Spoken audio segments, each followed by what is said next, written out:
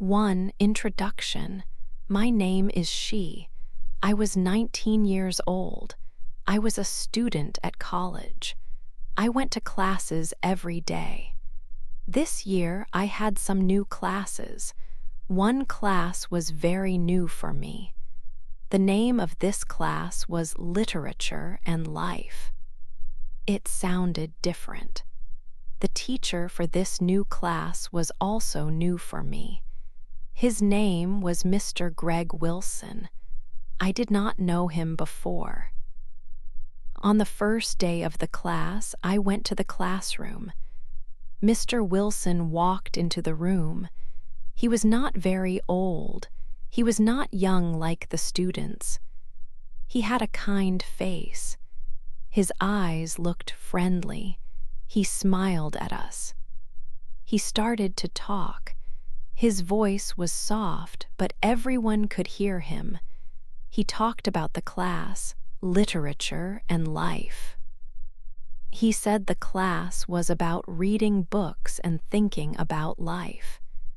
He said books can show us many things about people and the world. He talked about how stories can make us feel things. He seemed very happy when he talked about books and stories. His teaching style was very good. He did not just talk. He asked questions. He made us think. He listened to the students when they talked. He made the class feel interesting from the first minute. He was kind to everyone. He made jokes sometimes, and people laughed. During the class, Mr. Wilson looked around the room at all the students. At one point, he looked at me. He smiled a little more. It felt like he saw me, not just another student. When he smiled at me, I felt a strange feeling. It was like a small warmth in my chest. It was a nice feeling. But in that moment, I felt a connection. It made me feel happy to be in that class. After the first class finished, I walked out of the room. I thought about Mr. Wilson and how he talked about books. I thought about the warm feeling when he smiled. I thought, this class will be a good class. I did not know then how important this class and this teacher would become for me. But the first day felt special.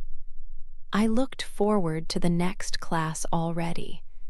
I liked learning from Mr. Wilson. 2. Office talks. I needed help with a paper for my literature class.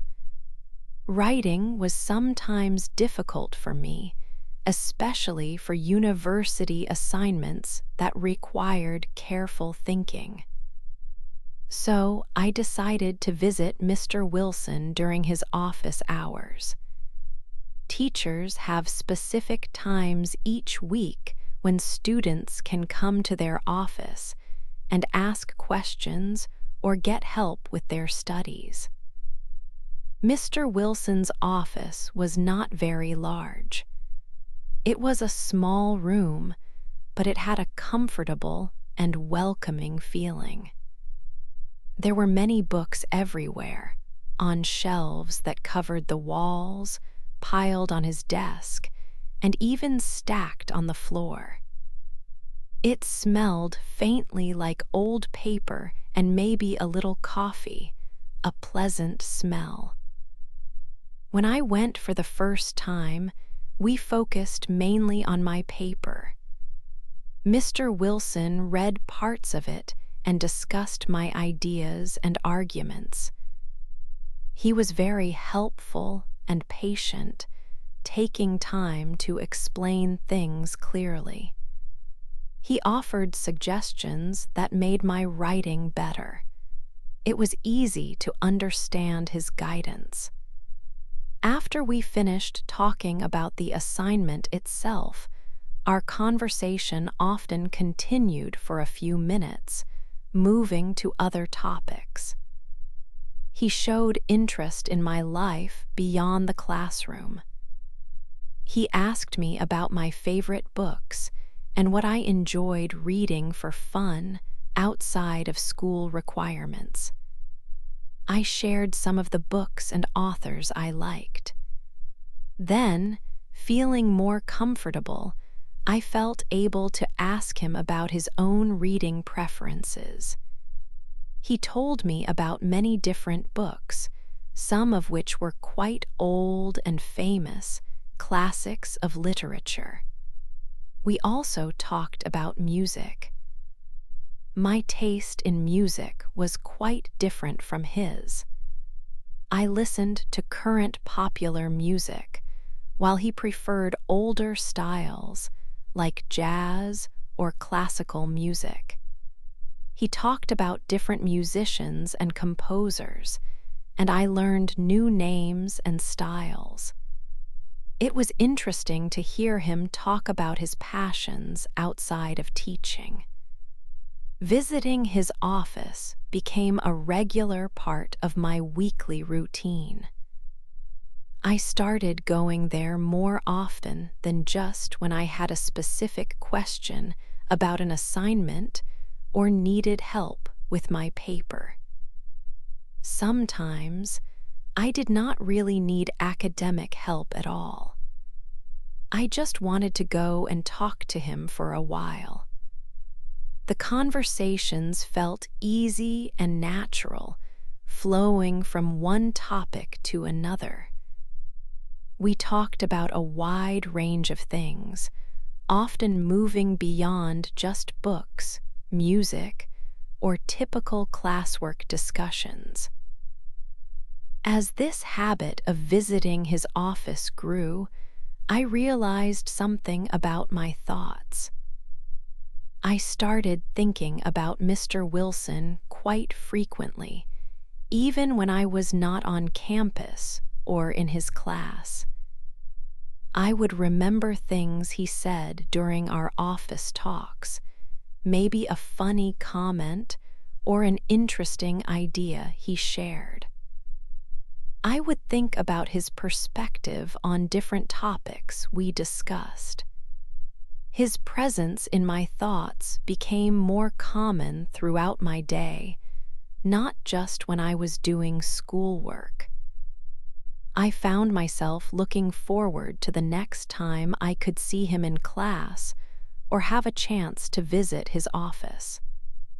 The time spent talking with him felt increasingly important and different from my other daily interactions. 3.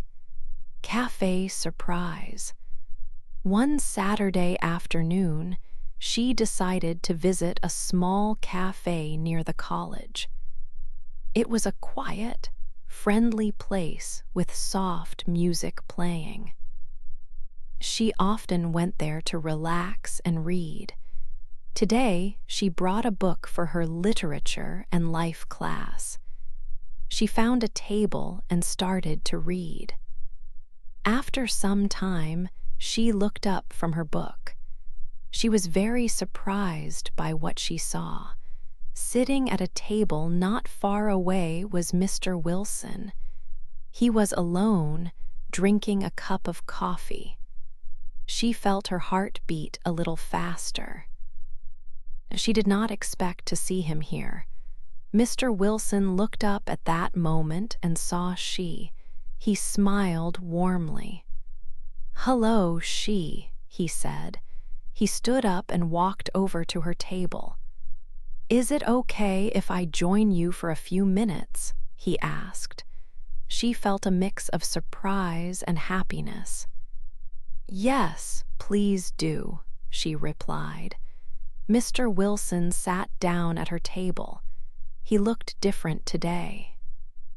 He was not wearing his usual teacher clothes, no jacket, just a simple shirt and trousers. He looked relaxed, like a person enjoying his free time on a Saturday. "What are you reading today?" he asked, pointing to her book. She showed him the book. They started talking about it, but soon the conversation changed. It was not about schoolwork or grades. It was an easy, natural talk. They talked about many different things, places they liked to visit, simple things about their days. It was so easy to talk to him outside of the college environment. He was funny and interesting. He shared stories about his life before he became a teacher. She learned new things about him. She felt very comfortable sitting there and talking. It felt different from the office talks. This felt more personal, like talking to a friend. After a while, they started using first names. He called her she, and she called him Greg. It felt strange at first, calling her teacher by his first name, but it also felt right in that moment. They talked and laughed for a long time. The time seemed to fly by. She felt a real connection with Greg. It was a warm and happy feeling. Finally, she looked at her watch. She had to go home. "I should probably go now," she said. Greg smiled. "It was really nice talking to you today, he said. "Yes, it was very nice," she agreed. She stood up to leave the cafe. As she walked out, she felt very happy. The conversation had made her feel light and cheerful. But as she walked down the street, her thoughts became a little complicated. "He is Greg, the person you talked to happily at the cafe," a part of her thought. "But he is also Mr. Wilson, your teacher at college." It was a strange mix of joy from the connection and a quiet reminder of the boundary that should be there. She knew this meeting was a surprise, and it felt good, but she also knew it was different from a normal teacher-student relationship. 4. Our secrets. After the day at the cafe, things felt different. It was like something changed between us. In class, when Mr. Wilson looked at me, his eyes held a small smile. It felt like we shared a little secret that no one else knew.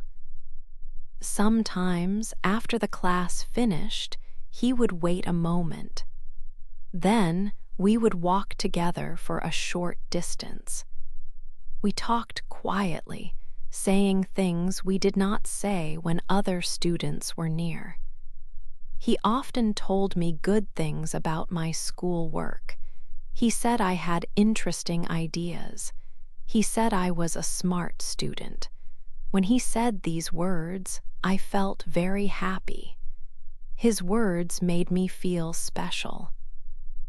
I started to feel more sure of myself because of what he said. It was nice to hear him say these things, just to me, in a quiet voice. One afternoon, it was raining hard when class ended. Mr. Wilson had a big umbrella. He saw me looking at the rain and asked if I needed to go somewhere nearby. I said I needed to go to the bus stop, which was not far. He opened his umbrella and said he would walk with me. Under the umbrella, we were very close. His arm was near mine. I could feel the warmth from his body. I could smell the clean, nice smell of his coat. My heart started to beat faster. It felt strange, but also good to be so close to him. The rain made the world outside the umbrella feel far away. It was just us in that small space. In that moment, I knew this was not a normal teacher-student relationship. It was more. but I also knew it was not right. He was my teacher, and I was his student. This feeling, this closeness, this connection we had was something we had to keep hidden. It was our secret. We did not talk about it, but I felt he knew it too. It was a bond that grew stronger each day, a secret bond just for us. 5 people talk. One day, my friend Lisa saw me. I was talking to Mr. Wilson near the college library. Lisa came to me later. She looked at me and asked, "You talk to Mr. Wilson a lot. Is he your favorite teacher?" I felt my face get warm. I said, "Yes, he is a good teacher. I like his class." But I felt strange when I said it. It was just a simple question, but it felt like more. After that, I started to feel different in class. I felt eyes on me. Other students looked at me sometimes. When I walked into the room, I felt their looks. In class, I sometimes heard quiet voices. Students were whispering. I did not hear their words, but I knew they were talking about something. Maybe they were talking about me. Maybe they were talking about me and Mr. Wilson. This feeling made me feel uncomfortable. I started to feel a little afraid. What were they saying? Mr. Wilson also seemed different. He looked a little worried in class sometimes. One afternoon, I went to his office. We were talking, and he looked very serious. He said, I think people are talking." He looked at me with his kind eyes, but they were full of worry. He said, "Students are noticing us. We must be very, very careful." I knew he was right. We had shared quiet talks and secret moments. But now other people saw things. Other people were thinking. His words made me feel scared. I knew this was true. People were talking. If someone told the college about us, it could be a big problem. For Mr. Wilson, it could mean he would lose his job. He loved teaching. This job was important to him. If he lost his job because of me, I would feel terrible. It would be my fault. For me, it could mean problems with my studies. Maybe the college would be angry with me. Maybe other students would be mean. It was a heavy thought. The idea of problems for him and for me made me feel very sad. It felt like a heavy weight on my heart. Our quiet friendship, our talks, the feeling of being special, it all felt like it was in danger. The talking, the whispers, the looks, they took away the happiness. Now there was just worry. I felt sad because something good was starting to feel wrong. We had to be careful, he said, but how careful was careful enough? The sadness stayed with me after I left his office. People were talking, and it changed everything. 6. A sad kiss. She felt very sad and worried. The whispers from other students were getting louder in her mind. They made her feel exposed and scared.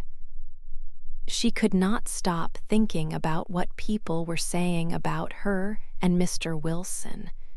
It felt like everyone was watching them. One afternoon, the sadness was too much. She decided to go to Mr. Wilson's office. She hoped he could offer some comfort or tell her what to do. When she arrived, the door was slightly open. She knocked softly, her hand shaking a little. Mr. Wilson looked up from his desk. He saw her standing there, looking upset. His eyes, usually so kind, showed concern. She felt a lump in her throat. Tears started to fill her eyes, and she began crying quietly. Mr. Wilson stood up quickly. He came to the door and closed it carefully. It felt like closing the outside world away. He walked back to his chair and waited for her to sit. What is wrong?" he asked, his voice gentle and full of worry. She sat down and tried to speak through her tears. She told him how scared she was because of the students' talk. She explained how heavy the whispers felt and how worried she was about the problems it could cause for him and for her. It felt like everything was going wrong. He listened with deep attention. He did not interrupt. When she finished, there was a moment of silence in the small office. He looked at her with his kind, serious eyes. Then he slowly reached out. He put his hand on her arm just above her elbow. His touch was warm and steady. It felt like a small island of safety in her storm of fear. He continued to look into her eyes. His voice was low when he spoke. He said, "You are very special to me." She felt a shock go through her. Her heart leaped. Before she could think, he leaned closer. His face was only inches away. He kissed her. It was a very brief kiss, soft and quick. It was just a moment, but it felt like a lifetime. In that instant, everything outside the office, the whispers, the fear, disappeared. It felt incredibly wrong because of who he was and who she was. But at the same time, in the small space behind the closed door with his hand on her arm, it felt like the only right place to be, the only true thing. Then he pulled away. His face was close, but his expression had changed. The kindness was still there, but now mixed with deep sadness and worry. He looked troubled. "I am sorry, he said again, his voice quiet. This is very difficult for us." She could only look at him. The mix of emotions was overwhelming. The brief moment of feeling right was gone, replaced by the heavy weight of reality. The kiss was not happy or romantic. It felt sad. It was a kiss that showed how complicated and impossible their situation was. The closed door now felt less like a secret place and more like a trap. They had crossed a line, and the sadness on his face showed he knew it, and that the consequences would be hard. 7. The hard goodbye. The kiss was short, but it felt like a big event.